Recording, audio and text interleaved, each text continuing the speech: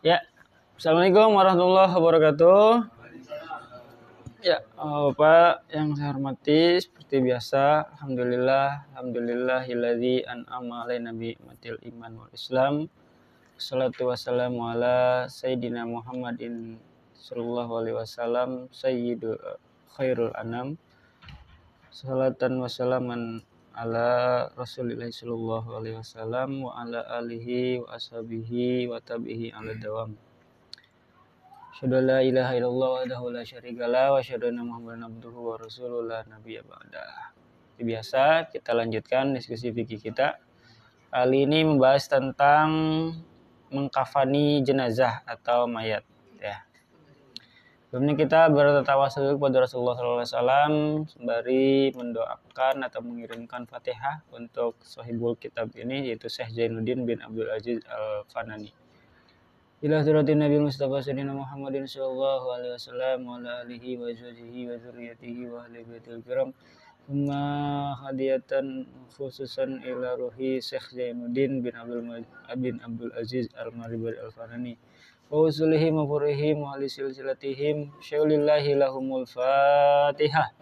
A'udzu billahi minasyaitonir rajim. Bismillahirrahmanirrahim. Alhamdulillahi rabbil alamin arrahmanir rahim maliki yaumiddin iyyaka na'budu wa iyyaka nasta'in ihdinas siratal mustaqim siratal ladzina an'amta 'alaihim ghairil maghdubi 'alaihim waladdallin. Amin ya rabbal alamin. Bismillahirrahmanirrahim. Wa takfinihi bisatiri auratin mukhtalifatin bidzzukurati wal unusati dunar rikki wal hurriyah fayajibu fil mar'ati walau amatan ma yasturu ghairal wajhi wal kaffaini. Wa takfinihi bisatiri auratin, mengkafani jenazah maksudnya yaitu menutup auratnya. Batas aurat perempuan, laki-laki dan perempuan tentu ada perbedaan. Tetapi tidak berbeda antara hamba sahaya dan wanita merdeka. Jadi sama-sama kalau dia perempuan walaupun budak maupun wanita merdeka, auratnya itu seluruh badan kecuali wajah dan telapak tangan. Jadi mengkafani jenazah paling minimalnya itu tadi, kalau laki-laki, kalau perempuan kecuali wajah dan telapak tangan, kayak orang mau sholat. Wafir rajuli, bagi jenazah laki-laki, ma yasturu ma baina surrati wa rukbah, ditutup auratnya antara pusar sampai lututnya. Kain kafannya langka, susah didapat atau segala macam, adanya sedikit, cuma bisa nutupin dari lutut sampai pusarnya saja. Sah nggak tuh mengkafani jenazahnya? Boleh. Tuh. Karena aurat laki-laki dari pusar sampai lutut.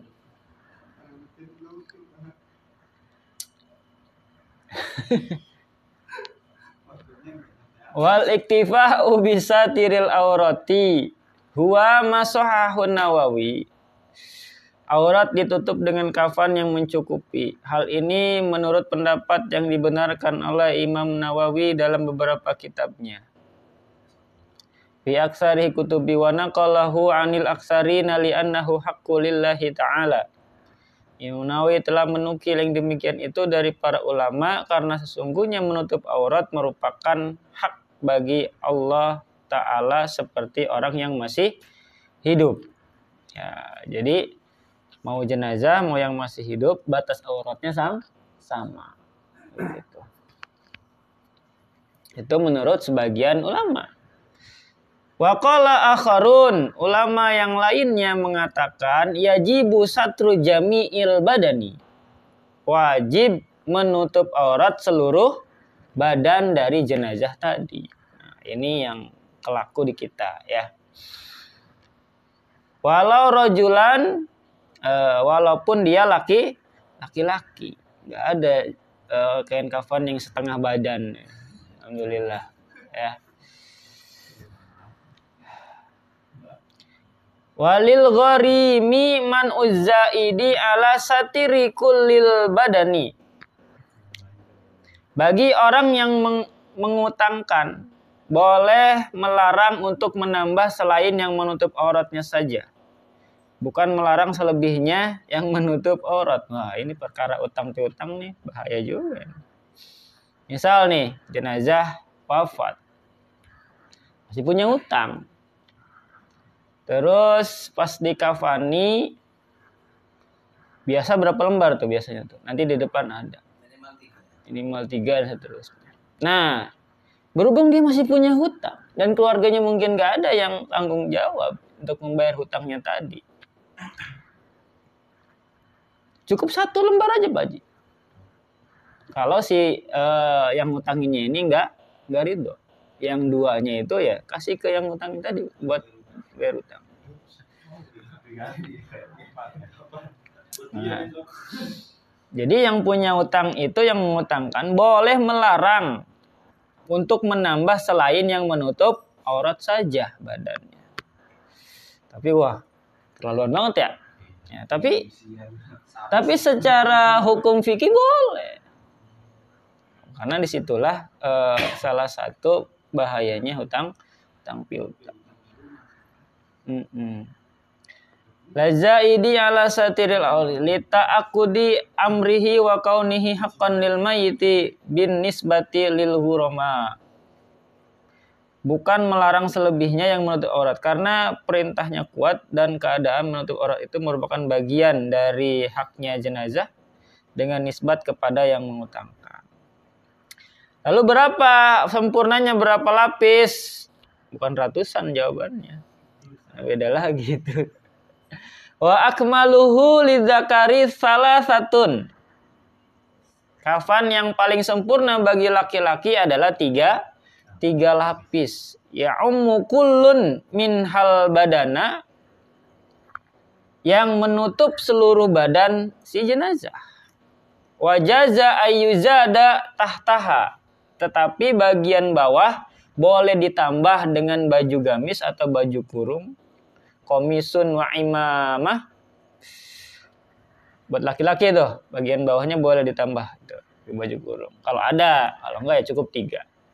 Walil unsa, sedangkan bagi jenazah perempuan, izarun fa komisun fa khimarun falafa fatani. Dikafani dengan kain, kemudian ditambah baju kurung, ditambah kerudung, dan ditambah 2 lapis kain kafan lagi. Berapa tuh? Banyak perempuan. 5.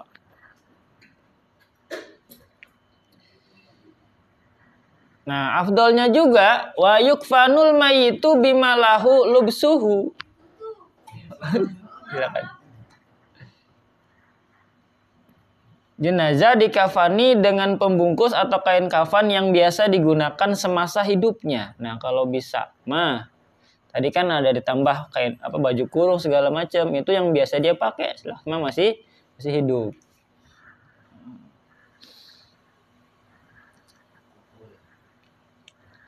Tapi di kita nggak kelaku ya. Fayajuzu harirun wa muza'farun lil mar'ati wasobi alal karahah. Karena itu boleh dengan sutra atau kain yang dicelup za'faron bagi jenazah wanita dan anak-anak, tetapi hal itu makruh hukumnya.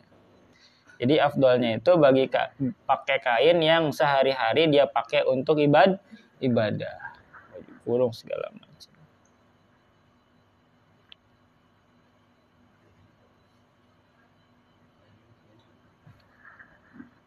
Wa mahalu tajhiri litirkatu wa mahalu tajhirihi at-tirkatu ila zaujatan wa khadimaha fa'ala zaujin ghaniyin alaiha tafaqatuha. Biaya pengurusan jenazah itu dari tirkah. Apa nih tirkah? Nah, dengar bisa jadi. Kecuali istri dan pembantu rumah yang merupakan kewajiban suami yang mampu memberi nafkah. Jadi biaya pengurusan jenazah itu tirkah ini apa? Dana dari masjid gitu biasanya. Kecuali keluarga yang meninggal itu mampu, baru itu tanggung sendiri.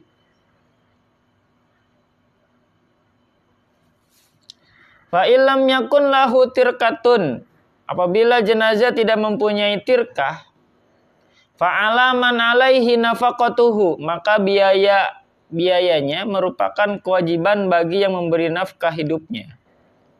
Min qaribin, dari saudara dekat, wasayidin, atau majikannya, fa'ala baitil mali, maupun kalau tidak fala baitil mali, maka kewajiban dari baitul mal. Kalau masih tidak mampu juga, fa'ala mayasiril muslimina, maka kewajiban orang-orang Islam yang kaya dan mampu. Jadi kalau mampu, biaya mengkafani itu dari keluarga. Kalau enggak dari tirkah. Mungkin kalau di kita tirkah ini masjid kali ya. Di situ Pak. Kalau di sini tirkah itu adalah semua harta peninggalan yang tinggal. Oh iya benar. Tirkah, tertinggal kalau dalam bahasa Jawa. Jadi dia si yang meninggal ini biasanya kan dia punya tuh warisan gitu ya. Jadi sebelum diwariskan bagi-bagi cukupin dulu lah. Jadi biaya penguburan, biaya seluruhnya lah, dari mulai memandikan segala macam, biasanya itu dari mal si jenazah tadi itu tirkah. Kalau enggak dari keluarganya, kalau enggak lagi, kalau dia hamba dari tuannya, kalau enggak lagi maka baru dari baitul mal. Nah, baitul mal di kita itu biasanya dari kas DKM atau kas masjid gitu. Uang asuransi. Maksudnya kemana tuh? Uang dia sendiri kan, artinya dia selama hidupnya dia asuransi. Tapi hati-hati tuh, banyak asuransi yang ininya di riba juga, hati-hati. Yang dipakai dulu. Kalau nggak ada juga, kewajiban siapa? Ya patungan orang-orang sekitar lingkungan dia.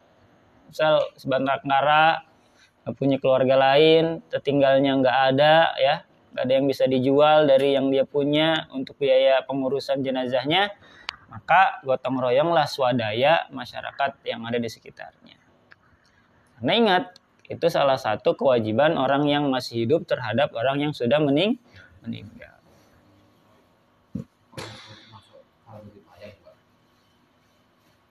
Iya, mengurus itu kan. Dan mengurus itu kan istilahnya, maksudnya buat beli kafannya itu, gimana mau ngurusin jenazahnya, bagaimana mau mengkafani kalau kafannya nggak ada kan gitu.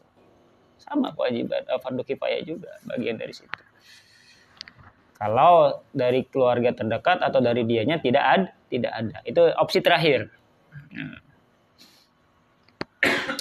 Buat orang-orang Islam yang kaya dan mampu tadi, para dermawan yang muslim yang kaya. Lalu gimana kalau dikafaninya pakai kulit? Kulit sapi, kulit domba gitu. Pakai kulit.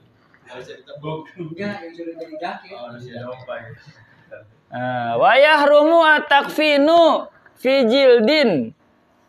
Haram mengkafani jenazah dengan kulit. Kalau in wajada ghairuhu, kalau masih ada bahan selain kulit. Wa kadza atinu, demikian pula dengan tanah. Baju nggak ada, kulit nggak ada, udah kita balurin aja pakai lumpur.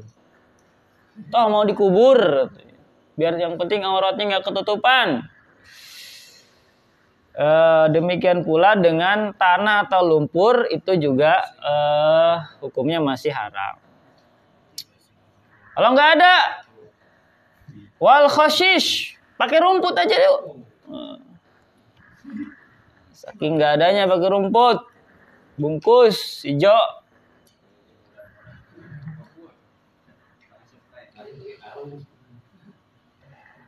Nah, itu jadi kalau masih ada kain, pakai kain. Yang tadi itu haram tuh, kulit, apa lagi? Tanah, atau lumpur, atau rumput. Kalau nggak ada gimana kainnya? Wa illam yujad saubun. Apabila kainnya tidak ada, nggak ketemu. Baik kain apapun ya. Mau yang putih, mau yang batik mungkin. Baju juga nggak ada. Nggak tahu, mungkin habis kena musibah banjir atau longsor besar kan bisa aja. Maka fa'ilam yujad saubun wajib jildun. Justru jadi wajib pakai kulit tadi. Yang tadinya haram kalau ada kain. Jadi wajib kalau kainnya nggak ada. Summa hashishun, nggak ada kulit. Adanya rumput, boleh pakai rumput. Rumput juga nggak ada, kering. Nah, summatin, nah, yang ketiga pakai lumpur. Kalau tanah kan nggak mungkin nggak ada kan? Selama masih ada. Debu-debu ya. Yang penting auratnya tertutup. Pakai apa aja yang bisa nutupin auratnya.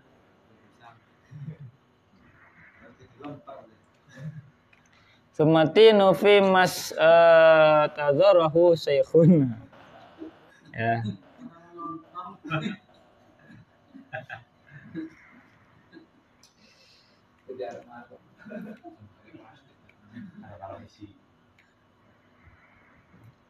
Apa lagi yang nggak boleh nih ketika orang mengkafani jenazah? Wayah rumu kita batu syai'in minal Qur'an wa asma'illahi ta'ala alal kafni.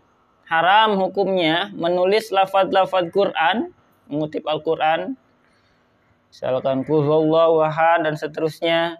Pokoknya ngambil dari Quran aja, dia potong dari Quran, atau asma-asma Allah Ta'ala, salah satu asmaul husna, Rahman, Ya Rahim, Ya Kudus, dan seterusnya. Jadi haram menulis lafaz-lafaz tadi itu di atas kain kafan.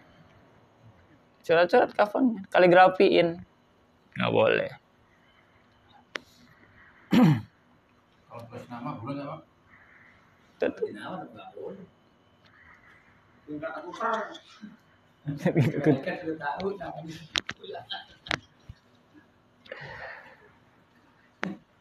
Wala ba'sa bi kitabihi, tetapi jika menuliskannya dengan air atau ludah diperbolehkan.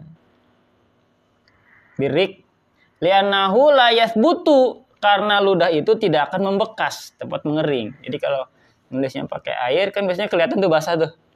Atau pakai ludah gitu kan. Nggak ada air mungkin. Maka boleh tuh, karena kalau air itu kan nggak ada bekasnya, setelah kering kan hilang. Apa-apa. Itu.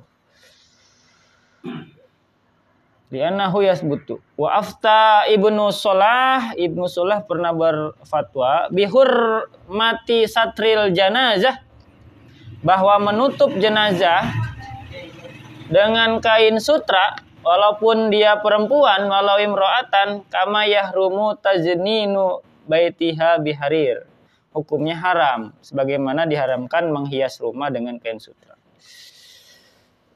Kayaknya kali.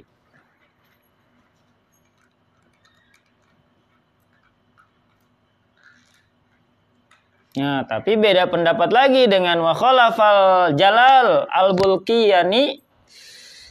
Imam Jalal Al-Bulkiyani berpendapat lain mengenai hukum tersebut. Fajawazal harira fiha wa fitifli. Beliau memperbolehkan menghias rumah atau mengkafani jenazah wanita dan anak-anak dengan kain sutra. Nah, ada yang bolehkan, ada yang melarang. Wa atamadahu jam'un ma'a annal qiyasal aula. Pendapat ini diperkuat oleh segolongan ulama padahal hukumnya menurut kias haram. Itu untuk jenazah. Untuk mengkafani. Jadi paling sedikit berapa lapis? 3. Paling sedikit. 1. Tuh. Afdolnya 3. Nah, boleh setelah 3 ditambah dengan tadi gamis, kain kurung, baju kurung dan seterusnya. Kalau perempuan pakai kerudung, jangan di dalamnya dikerudungin dulu baru dikafanin, enggak. Udah selesai dikafanin baru dikasih kerudung. Iya.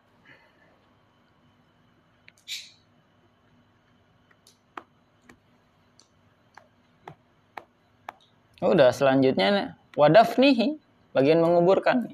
Itu kan kalau di sini mungkin di Jawa itu kan setelah dipakai kain kafan itu kan ditali tuh Pak. Kok di sini tadi nggak disebutin masih ditali ya? Diikat ini. Iya, diikat sini ya. Ikatnya berapa? 3, 5 atau berapa? Diikat itu kan ini doang Mas, supaya kuat aja. Supaya nggak berantakan. Ya, maksudnya apakah itu ada dalam ketentuan? Ya, maksudnya. Kalau di kitab ini sih nggak ada. Mungkin itu supaya biar rapi aja. Tapi kalau di arang kira-kira di tali pocong ya? Iya itu. Iya, diikat. Sama aja.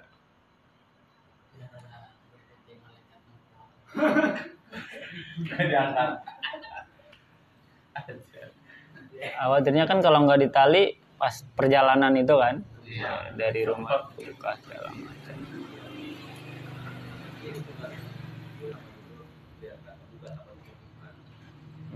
Tapi pas di makamimnya kan bagian atas dibuka kan, supaya ininya nempel di tanah. Biar nempel itu cepet. Dibuka ya. Mukanya nempel ke tanah ya. Di depan ada nanti. Ya, segera ada latihan. Jadi itu Siapa yang suka relawan jadi jenazahnya? aku lagi nyari kapan nih. Kalau kain itu mesti putih atau yang lain boleh nggak sih? Putih. Kalau yang warna Praktekin warna gitu. boleh ya. Jangan tuh, wah serem banget. Kecuali nggak ada sama sekali. Kalau sudah nggak boleh ya. Iya, maksudnya jangan kapan, Mbak? Kalau sudah ada baju. Kain apa gitu, kayak Panjang. Sarung. Nggak usah bilang valid antil. jadi siapa yang jadi ini? Prakteknya ini. Rekorden lu. Cari ini doang. Ini banyak kami. Coba pakai sarung aja. Sebelum ini di share. Jadi bahan praktek si Anu. Terus kan kalau pada saat ngafalin itu mesti baca sholawat atau enggak itu juga Pak? Kan biasanya baca sholawat kalau di tempat saya tuh. Iya ada salat. Tapi balik lagi itu sholawat itu nggak jadi fardu. Iya. Ya pokoknya yang fardunya yang penting ketutup auratnya udah fardunya itu. Kalau bacaan sholawat segala macam ya itu kesunahan aja yang lebih utama kita lakukan. Yang wajibnya ya auratnya tertutup. Mungkin ada bacaan-bacaannya gitu kan yang biasa dilantunkan sama guru-guru kita. Di sini nggak dijelaskan dan mungkin di kitab-kitab yang lain ada. Terus berarti nggak kalau di fakta yang maksudnya yang pernah saya lihat kan matanya kan dikasih kapas tuh Pak. Yang lubang-lubang itu kan pakai kapas semua lah yang tutupin kapas. Berarti itu tidak termasuk kewajiban dan sunnah ya? Iya. Jadi itu fungsinya buat ini aja kalau ada cairan-cairan yang masih keluar tertahan sama si kapas itu kotoran-kotoran. Terus parfum juga enggak ya? Itu sunnah kalau parfum. Biasanya Kemarin tuh kan parfum ada itu apa namanya bidara segala macamnya itu fungsinya buat wangi-wangian itu supaya nggak cepet bau, nggak cepet ini.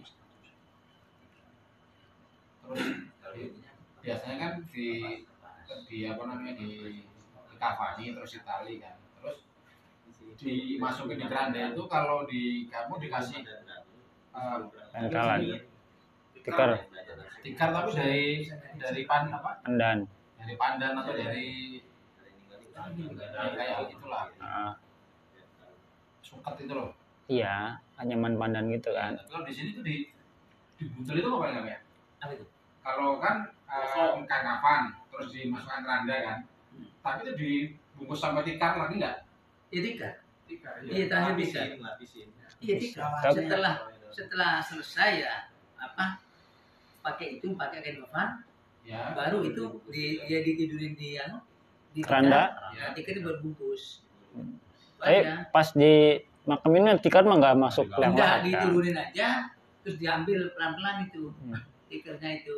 Biasanya banyak tuh kalau di majelis-majelis kampung tikar-tikar baru itu. Emang kita kan tikar baru. Di musola itu ada tikar baru. Iya. Siapa nih yang hilang gitu? Kalau ada tikar pandan baru, curiga langsung.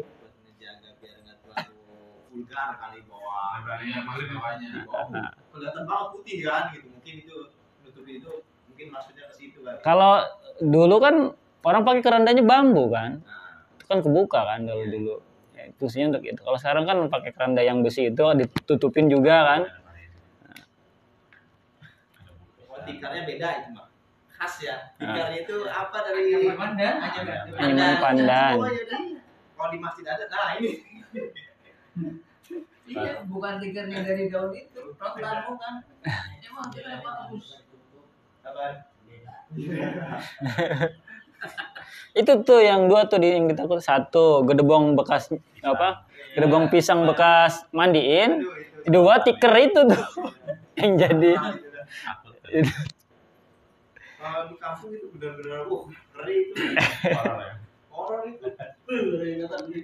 Gebok pisang ditaruh belakang rumah. Aduh. Serasa dikejar. Bukan. Dulu sekarang enggak.